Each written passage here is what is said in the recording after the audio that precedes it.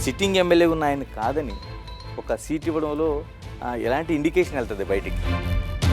ఏ రకంగా ఆందోళన కానీ ఎవరో ఆందోళన చెందినటువంటి పరిస్థితి ఈ నియోజకవర్గంలో ఏ గ్రామంలో లేదు. పోలవరం ప్రాజెక్టుది మీరు చిన్నప్పటి నుంచి విని ఉంటారు. ఇప్పుడు ఒక కార్యరూపంలోకి వస్తుంది. జగ్గంపేట నియోజకవర్గానికి ఎంత ప్రయోజనం కలగబోతుంది? పోలవరం అన్నది వచ్చిన తర్వాత పుష్కరం అన్నది సైడ్ ట్రాక్లో పెడతారు. కాపు సామాజిక వర్గం అనేది ఒక కీలకమైన పాత్ర వహిస్తుంది. ఇప్పుడు తెలుగుదేశంతో పాటు జనసేన ప్రయాణం సాగిస్తుంది. కాపు సామాజిక వర్గం ఓట్లన్నీ మాకే అంటున్నారు. మీరు ఎలాంటి అంచనా వేస్తున్నారు? ఆ రంగం ఉంటే చిరంజీవి గారు ప్రజారాజ్యం ఆయన ముఖ్యమంత్రి అవ్వాలి. అవ్వలేదు కదా, అప్పుడు అలాగే అన్నారు కదా కాపులు. అలాగే పవన్ కళ్యాణ్ గారు కూడా ఇంత అవస్థ పడవలసిన పని లేదు నిజంగా చదివితే. మొన్నే నెగ్గిన ఆయన.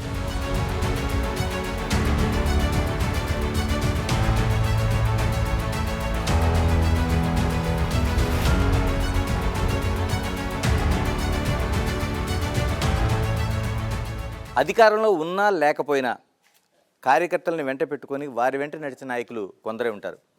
అలాంటి వారిలో తోట నరసింహ ఒకరు. మన ముందు జగ్గంపేట నియోజకవర్గం నుంచి వైసీపీ అభ్యర్థిగా పోటీ చేస్తున్న మాజీ మంత్రి తోట నరసింహ ఉన్నారు. నరసింహ గారు నమస్తే. 2 సార్లు ఎమ్మెల్యేగా చేశారు, ఎంపీగా చేశారు, మంత్రిగా చేశారు, స్టాండింగ్ కమిటీస్లో ఉన్నారు. ఇలా అనేక పదవులు నిర్వహించారు. ఇప్పుడు మళ్ళీ ఇక్కడ జగ్గంపేట నియోజకవర్గం నుంచి పోటీ చేస్తున్నారు. ఏమనిపిస్తుంది? నేను మరొక్కసారి మా జగ్గంపేట నియోజకవర్గ ప్రజలకి సేవ చేసుకునే అవకాశం వచ్చిందని నేను భావిస్తూ ఉన్నాను. ఎందువల్లంటే జగ్గంపేట నియోజకవర్గం అంటే నాకే కాకుండా మా అన్నయ్య శ్రీ స్వర్గీయ తోట వెంకటాచలం గారికి చాలా అవినాభావం ఉన్నటువంటి సంబంధం నియోజకవర్గం. ఆయన ఎమ్మెల్యేగా చేశారు, జిల్లా కాంగ్రెస్ ప్రెసిడెంట్గా చేసేవారు.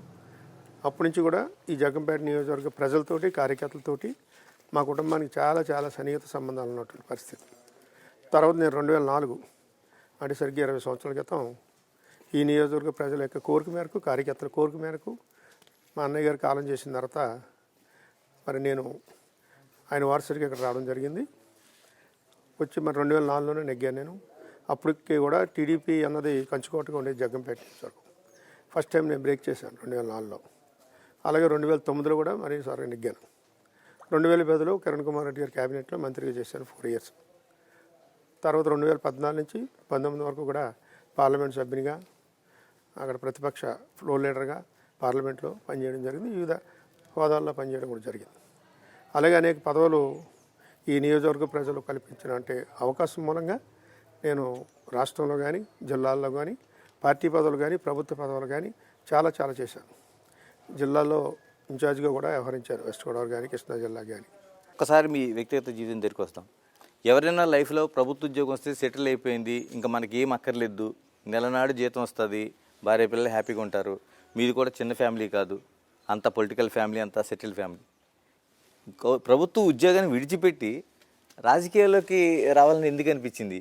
అంటే మా అన్నయ్య స్వర్గీయ వెంకటాచలం గారు చెప్పాం కదా, ఆయన దాదాపుగా 20-25 సంవత్సరాలు కాంగ్రెస్ పార్టీలో సేవ చేస్తూ తిరిగారు. ఆయన ఒకసారి నెగ్గారు బై ఎలక్షన్లో. తర్వాత 2-3 సార్లు ఓటమి చెందారు. అయినా సరే ఎప్పుడు కూడా నిరుత్సాహపడకుండా, ఎప్పుడు కూడా కార్యకర్తలతోటి ఎవరు అవసరం వచ్చినా సరే ఆయన అప్పట్లో హైదరాబాద్ వెళ్తూ ఉండేవారు. ఏం చేద్దంటే కోర్టు కేసులని ఎక్కువగా కేసులు అప్పట్లో పెట్టేవారు మా వాళ్ళ మీద. వేధింపులు ఎక్కువగా ఉండేవి తెలుగుదేశం అధికారులు ఉన్నప్పుడు. అవన్నీ తట్టుకుంటూ ఆయన ఈ నియోజకవర్గ ప్రజలకు అండగా ఉండేవారు. ఆయన కాంగ్రెస్ పార్టీలోనే ఒక గుర్తింపు ఉన్నటువంటి నాయకుడు ఆయన. ప్రదేశ్ కాంగ్రెస్ కమిటీలో కానీ, జిల్లా కాంగ్రెస్ కమిటీలో కానీ తోట వెంకటాచలం గారు అంటే ఒక ప్రముఖ స్థానం ఉన్నటువంటి వ్యక్తి. ఆయన సడన్గా 2002లో అక్టోబర్లో కొద్దిగా నీరసం చేసి 5 రోజుల్లోనే చనిపోవడం జరిగింది. జరిపోతే సహజంగా పిల్లలు లేరు. లేకపోవడంతో నియోజకవర్గం అంతా కూడా కార్యకర్తలు, పెద్దలు అందరూ కూడా మన నియోజకవర్గంలో ఈ కుటుంబం నుంచి ఎవరో ఒకరు ఉండాలని అప్పట్లో ఉన్నటువంటి కాంగ్రెస్ పార్టీలో ఉన్నటువంటి నియోజకవర్గానికి సంబంధించినటువంటి పెద్దలందరూ ఒక నిర్ణయానికి వచ్చి మా కుటుంబం నుంచి ఎవరినో ఒకరిని పోటీకి చేయాలి, లేకపోతే నియోజకవర్గం అంతా కూడా అస్తవ్యస్తం అయిపోద్ది, పార్టీ లేని పరిస్థితి వస్తానే ఉద్దేశంతో నన్ను అందరూ కూడా ఏకగ్రీవంగా తీర్మానం చేసి, నేను జాబ్ చేస్తున్నాను అప్పుడు యాక్చువల్ కాకినాడలో, నా మీద ఫోకస్ పెట్టి నన్ను రావాలని అందరూ డిమాండ్ చేశారు. సరే నియోజకవర్గ ప్రజల కోరిక మేరకు కొద్ది రిస్క్ అయినా సరే నేను జాబ్కి రిజైన్ చేసి కంటెస్ట్ చేయడం జరిగింది. అప్పటికి కొద్దిగా జ్యోతుల నెహ్రూ గారు అన్నది బలమైన వ్యక్తి, ఆయన బలమైన క్యాండిడేట్. ఆయన తెలుగుదేశం ఎమ్మెల్యేగా ఉండేవారు. అప్పట్లో మేము ఎలక్షన్ కూడా బాగా చేసాం. మరి ప్రతి నాయకుడు కూడా నా వెంట ఉన్నారు. ఈ నియోజకవర్గానికి సంబంధించినటువంటి వారందరూ కూడా దాని మీద మేము విజయం సాధించడం జరిగింది. అప్పటి నుంచి కూడా నేను మరి చిన్న వయసు, అది 42 ఏళ్ళు నాకు అప్పుడు. ఆ వయసులో కూడా ఎమ్మెల్యే అవడం, అందరితోటి కలిసిమెలిసి తిరుగుతూ ఉండేవాడిని నేను. ఆ రకంగా మరి కార్యక్రమాలు చేసాం. కార్యకర్తలు, ప్రజలు అందరూ కూడా మా పట్ల ఎంతో విశ్వాసంతో ఉండేవారు. మరి మా అన్నయ్య గారు పేరు చెప్పి నేను ఎమ్మెల్యే అవ్వడం జరిగింది. తర్వాత 2004 నెగ్గిన తర్వాత మన నియోజకవర్గ ప్రజలు కార్యకర్తలతోటి అంటిపెట్టి ఉండడం, పొద్దున్న లేచిన నుంచి రాత్రి వరకు తిరుగుతూ ఉండడం, ఆ రకంగా చేయడంతో 2009లో కూడా మరి మరొకసారి రాజశేఖర రెడ్డి గారు నాకు అవకాశం కల్పించారు ఈ జగ్గంపేట నియోజకవర్గం ఎమ్మెల్యేగా. చేసినప్పుడు ఈ జిల్లా నుంచి అప్పుడు కంబైండ్ జిల్లాలో ఒక 6 వరకు కాపులకి సీట్లు ఇచ్చారు. ఒక కులపరంగా 6 ఇచ్చారు. 6 ఇస్తే 6 అందరూ ఓడిపోయారు. నేను ఒక్కనే నెగ్గాను. నేను అప్పటికి జిల్లా కాంగ్రెస్ ప్రెసిడెంట్ చేశాను, పిసిసి వైస్ ప్రెసిడెంట్ చేశాను, అన్ని పదవులు చేసేవాడిని నేను. ಮತ್ತೆ ఆ పదవులు చేస్తూనే రెండోసారి నేను ఒక్కనే నెగ్గాను. కాపులు అందరూ ఓడిపోయారు. తోట గోపాలకృష్ణ గారు, ఉరుపుల సుబ్బారావు గారు, ముద్దడి పద్మనాభం గారు, జక్కంపూడి విజయలక్ష్మి గారు, పక్కన చిట్టూరు రవీంద్ర గారు, వీళ్ళందరూ కూడా ఓడిపోయారు. నేను ఒక్కనే నెగ్గాను ఈ చుట్టుపక్కల ప్రాంతాల్లో. ఎమ్మెల్యేగా అవకాశం వచ్చింది నాకు రెండోసారి. వచ్చిన దివంగత నేత రాజశేఖర రెడ్డి గారు కూడా మంత్రివర్గంలో తీసుకోవాలనే ఉద్దేశంతో ఉండేవారు. మరి ఆయన కొద్దిగా అకాల మరణం జరిగింది సెప్టెంబర్లో దురదృష్టవశాత్తు. మరి ఆయన పోయిన తర్వాత కిరణ్ కుమార్ రెడ్డి గారు ముఖ్యమంత్రి అయ్యారు. ఆయన వెంటనే ఫస్ట్ లిస్టులోనే నా పేరు పెట్టి మంత్రి ఇచ్చారు. ఆ రకంగా ఈ లోపల కాంగ్రెస్ పార్టీ బైఫర్కేషన్ అవడంతో దాంతో కాంగ్రెస్ పార్టీ పరిస్థితి మన అందరికీ తెలిసిందే. జీరోకి వెళ్ళిపోయినటువంటి పరిస్థితి అప్పట్లో. సహజంగా మన కార్యకర్తలు నాకైతే పార్టీని వదిలి వెళ్ళాలి ఉండేది కాదు. కాంగ్రెస్ పార్టీ అంటే మా ఫ్యామిలీకి తెలుగుదేశం గాలిలో కూడా మేము ఎప్పుడు ఎవరికి ఓటు లేదు, కాంగ్రెస్ పార్టీకే తిరిగి ఇవ్వడం మా అన్నయ్య రాళ్ళని. ఆ రకంగా కాంగ్రెస్ పార్టీతో మాకు చాలా గట్టి అవినాభావ సంబంధం ఉండేది. ఆ నేపథ్యంలో మరి అట్టడికి వెళ్ళిపోయింది, అది 0% వెళ్ళిపోయింది. ఆ రూపంలో మన కార్యకర్తలు, కేడర్ అందరూ కూడా మన నిర్ణయం తీసుకోవాలి. మరి ఏదో పార్టీలోకి వెళ్ళాలి, అతిథిలో ఉంటే మనకి ఏ రకంగానూ కూడా రాజకీయంగా లబ్ధి ఉండదని అందరూ బాగా ఒత్తిడి తీసుకురావడం మూలంగా మరి నేను తెలుగుదేశంలోకి జాయిన్ అవ్వడం జరిగింది. చంద్రబాబు నాయుడు గారి యొక్క కోరిక మేరకు వెళ్ళాను. వెంటనే పార్లమెంట్ సీట్ ఇచ్చారు నాకు. నేను ఎంపీగా నెగ్గాను. నెగ్గిన వెంటనే నాకు మరి తక్కువ అనుమతి కానీ తెలుగుదేశంలో అప్పటికే నేను 10 రోజుల క్రితం 20 రోజుల క్రితం జాయిన్ అయ్యి ఎంపీ అయ్యాను. అటువంటి నాకు చంద్రబాబు నాయుడు గారు ఫ్లోర్ లీడర్గా పార్లమెంట్లో నాకు అవకాశం కల్పించారు. అది 5 సంవత్సరాలు చక్కటి అవకాశం కలిగింది నాకు. దేశ ప్రధానితో కూర్చొని భోజనం చేసే అవకాశం, ఆయనతో మాట్లాడుకునే అవకాశం, ఇతర కేంద్ర మంత్రులతో కూడా డైరెక్ట్గా ఒక ఫ్లోర్ లీడర్కి చాలా వాల్యూ ఉంటుంది అక్కడ. ఆ రకంగా కూడా నేను పనిచేయడం జరిగింది. తర్వాత కొద్దిగా నాకు అనారోగ్యం దగ్గర చేసి రావడం, ఎంపీ అయిపోయే టైంలో కొద్దిగా ఢిల్లీలో బాగా ఉద్యమం గట్టిగా చేసేవాళ్ళం. సమైక్యాంధ్ర మరి స్పెషల్ స్టేటస్ కోసం వాటి మీద బీజేపీకి వ్యతిరేకంగా ఎన్డీఏ నుంచి కూడా బయటకు వచ్చేసాం. ఆ టైంలో కూడా నేను సెంట్రల్ మినిస్టర్ అవ్వాలి. యాక్చువల్గా చంద్రబాబు నాయుడు గారు ఆల్రెడీ నా పేరు ఇచ్చారు. మోడీ గారు కూడా నా పేరు కావాలన్నారు. ఎంఓఎస్ ఇద్దామని సెంట్రల్ మినిస్టర్ కింద అనుకున్నారు. అశోక్ గజపతిరాజు అప్పుడు రాజకీయ కారణాల వల్ల అశోక్ గజపతిరాజు ఆ టైంలో చేసినట్టున్నారు. అంతే. వైఎస్ చౌదరి గారు వాళ్ళు కూడా బయటకు వచ్చారు, రిజైన్ చేశారు. దాంతో ఆగిపోయాను. అప్పటి నుంచి మరి నేను కొద్దిగా లాస్ట్లో కొద్దిగా సిక్ అవడంతో, కొద్దిగా అనారోగ్యం అవడంతో కొద్దిగా దూరంగా ఉన్నాను. ఎంపీగా 5 సంవత్సరాలు కొద్దిగా దూరంగా ఉండవలసి వచ్చింది. తర్వాత మొన్న వైఎస్ఆర్ పార్టీలో జాయిన్ అయిన తర్వాత జగన్మోహన్ రెడ్డి గారు వెంటనే నన్ను తీసుకోవాలని చాలా ఒత్తిడి తీసుకొచ్చారు. నన్ను రావాలి. ఎక్కడ మీరు అనారోగ్యంతో ఉన్నానంటున్నారు కానీ కార్యకర్తలకి ఎక్కడ దూరంగా ఉన్నట్టు లేదు అసలు. లేదు, ఎవరు ఉంటారండి. ఎవరు కూడా నాకు దూరంగా ఉండరు. వీళ్ళందరూ కూడా 20-30 సంవత్సరాల నుంచి మాతో ఉన్నవాళ్ళే. నిన్న మొన్న వచ్చినాడు కాదు, 20-30 సంవత్సరాలు. ఈరోజు రాజకీయ నాయకులు 6 నెలలు 7 నెలలు కూడా భరించలేకపోతున్నారు. కానీ నాకన్నా ముందు మా అన్నయ్య గారితో కూడా తిరిగిన వాళ్ళు అందరూ కూడా. ఇలాగ జగంపేట నియోజకవర్గానికి వద్దామండి. 2019లో వైసీపీ పార్టీ గెలిచింది, మీరు ఇప్పుడున్న పార్టీ గెలిచింది. జ్యోతుల చంటిబాబు సిట్టింగ్ ఎమ్మెల్యేగా ఉన్నాడు. ఇప్పుడు సిట్టింగ్ ఎమ్మెల్యేగా ఉన్న ఆయన కాదని ఒక సీట్ ఇవ్వడంలో ఎలాంటి ఇండికేషన్ వెళ్తుంది బయటికి?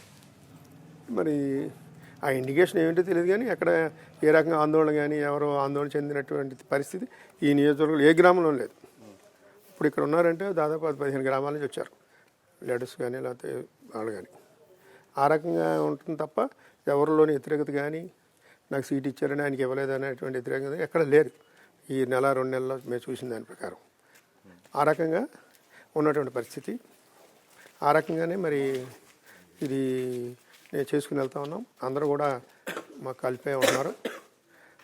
ఆ రకంగా తప్ప ఆయన ఇవ్వకపోవడం వల్ల మాకు ఎక్కడ కూడా ఇబ్బంది కలగలేదు. మరి ఆయన్ని కూడా కలుపుకొని వెళ్దామనే ఉద్దేశంతో ఆయనతోటి నేను మాట్లాడడం కూడా జరిగింది చంద్రబాబు గారితో. ఆ టైంలో హైదరాబాద్లో ఉన్నాడు ఆయన. తర్వాత ఇంకోసారి ట్రై చేస్తే విజయవాడలో ఉన్నారు. అలా 2-3 సార్లు ట్రై చేసాం, ఆయన కలలేదు నాకు. సో ఆయన మనుషులు అందరూ కూడా ఆయన మనుషులే ఉందండి. వాళ్ళందరూ కూడా ఇంచుమించు మ్యాక్సిమం నేను 2014లో పెద్దాపురం నియోజకవర్గం వెళ్ళే టైంలో ఇక్కడే పెద్ద భారీ బహిరంగ సభ పెట్టి మా కేట అందరినీ అన్ని గ్రామాల నుంచి రమ్మని 2014 వైఎస్ఆర్ పార్టీకి నెగ్గించాలి, చంద్రబాబు నెగ్గించాలి అని అందరినీ కూడా అప్పచెప్పాం. అలా అందరూ అప్పచెప్పారు. అలాగే సిన్సియర్గా మా వాళ్ళందరూ కూడా చేశారు ఆయనకి. అలాగే ప్రతి గ్రామం నుంచి కూడా జాయిన్ అయ్యారు. ఎక్కడికక్కడ జాయిన్ అవ్వడం, వీళ్ళందరూ కూడా ఆయన సపోర్ట్గా ఉండి చేశారు. ఎలక్షన్లో నెగ్గారు. ఆ రకంగా వైఎస్ఆర్ పార్టీ పరంగా ఆయన నెగ్గారు. మా కేడర్ అందరూ కూడా చేశారు. తర్వాత మన సీట్లు మారిన తర్వాత అందరూ కూడా మామూలుగా యాస్టీస్గా మా దగ్గరికి వచ్చారు, మాతో ఉంటున్నారు. మేము అందరూ కలిసి వెళ్తున్నాం. అంటే 2019లో ఆయన చంటిబాబు గారు ఎమ్మెల్యేగా అయిన తర్వాత క్యాడర్లో అంటే వైసీపీ క్యాడర్లో అసంతృప్తి కనిపిస్తోంది.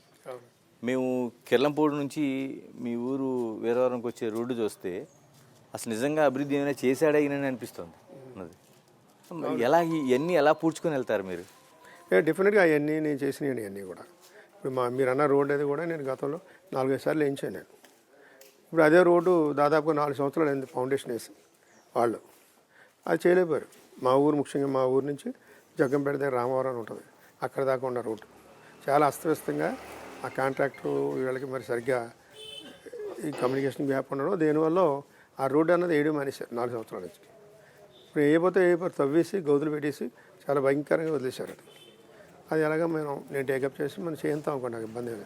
ఆ గ్రాంట్ కూడా తెచ్చింది నేనే, 32 కోట్లు. అది నేను ఎంపీగా ఉన్నప్పుడు డైరెక్ట్గా 32 కోట్లు తెప్పించారు సెంట్రల్ గవర్నమెంట్ నుంచి, స్టేట్ గవర్నమెంట్ ద్వారా. అది వచ్చింది. ఇప్పుడు టెండర్ పిలిచారు, ఆ పని జరగలేకపోతుంది ఇక్కడ. అది ఒక ల్యాబ్స్ ఉంది. అది అటువంటివి ఉన్నాయి కొన్ని. అలాగే ఇళ్ల స్థలాలు, జగన్మోహన్ రెడ్డి గారు ఇళ్ల స్థలాల కోసం కొన్ని కోట్ల రూపాయలు ఇచ్చారు. ఎక్కడికెక్కడ భూమి కొని, ఎటువంటి భూమి అని కొని మరి పేదలకు ఇవ్వాలనే ఉద్దేశంతో. మా నియోజకవర్గంలో కొద్దిగా వెనకబడ్డది. సరైన స్థలం కొనకపోవడం, మరి అవసరమైన చోట కొనకుండా ఎక్కడో 5 కిలోమీటర్ల అవతల అది ఎవరు కూడా ఒక్కడు కూడా వెళ్ళే పరిస్థితి లేదు. అలాంటి భూములు కొనడం ఇలాంటివి జరిగినాయి. దాని మూలంగా చాలా గ్రామాల్లో ఇళ్ల స్థలాల సమస్య ఇప్పటికీ ఉంది. అది ఆ రకమైనటువంటి విధానం కొనసాగుతుంది. ఇప్పటికీ నిన్న మీరు కార్యకర్తలతో పాటు అందరితో ప్రయాణం చేస్తూ వెళ్తున్నారు. ఒకవైపు గోకవరంలో ఆయన ఒక స్టేట్మెంట్ ఇవ్వడం, ఈ క్రమశిక్షణ రాహిత్యం కనిపించట్లేదండి పార్టీలో. పార్టీ అంటే మరి ఆయన పార్టీలో ఉన్నారో లేకపోతే వెళ్తున్నారో ఏంటో కూడా తెలీదు. ఇప్పుడు నేను చెప్పాను ఆయనకి 2019లో. అలా నాకు ఆయన ఒక పార్టీలో ఉండి వ్యక్తి అయితే జగన్మోహన్ రెడ్డి గారు డిసైడ్ చేశారు కాబట్టి నేనేం తెచ్చుకున్నది కాదు. ఆయన నన్ను ఉండాలని ఉద్దేశంతో పెట్టారు. మరి ఆయన మీద గౌరవంతో, పార్టీ మీద గౌరవంతో ఆయన పార్టీలో ఉన్నానంటున్నారు కాబట్టి వాళ్ళ మనుషులు కానీ ఎవరినైనా నా దగ్గర పంపచ్చు.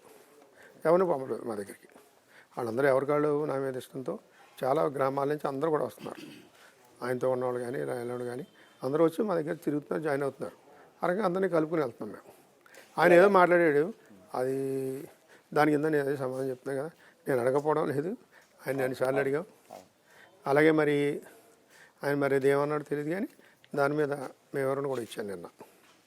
అలాగే ఇప్పుడు జ్యోతుల నెహ్రూతో ఇప్పుడు టీడీపీ అభ్యర్థిగా ఆల్రెడీ డిక్లేర్ చేశారు. పోటీ ఎలా ఉండబోతుంది? ఎందుకంటే గతంలో కూడా మీకు ఆయనతో పోటీ మీరు విజయం సాధించడం అన్నీ జరిగాయి. ఈసారి ఎలా ఉండబోతుంది? ఏంటి ఇక్కడ టీడీపీ అన్నది అక్కడ క్యాడర్ ఉండొచ్చు కానీ పబ్లిక్ ఓట్లు వేసే వాళ్ళు ఉండరు నాకు తెలిసి.